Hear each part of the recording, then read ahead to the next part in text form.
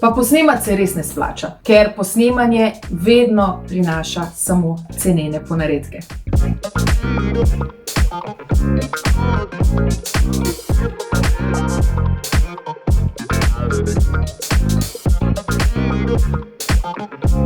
Danes se dogajata dve skrajnosti. Ali želimo biti preveč podobni, to pomeni, da nekateri sebi delajo že čiste kopije nekaterih, ali pa v silni želji po avtentičnosti, samosvojosti in izstopanju posegajo po nerazumnih in neumnih dejanjih, ki brišejo robove etike, morale in spodobnosti. Kaj je težava posnemanja?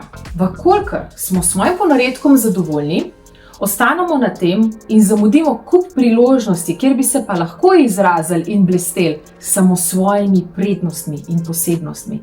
Če pa pri tem ponarejanju ne dosegamo nivoja nekoga, k komur stremimo, po čemer hrepenimo, postanemo frustrirani, napeti in z oziranjem še bolj naokrog, izgubimo ravnovesje. Se veste, tako kot pri kolesu. Če gledaš v vse smeri in se ne koncentriraš v smer vožnje in bulaš naokrog, te lahko zelo hitro zanese. Lahko celo padaš. Velikokrat se nam samo lažno lahko zdi, da smo bližje nečemu, kar zasledujemo, pa smo se v resnici oddaljili od vsega tistega, kar bi nas in samo nas v resnici naredilo bolj zadovoljne in zadovoljene. Tako na kratek, kakor tudi na dolgi rok.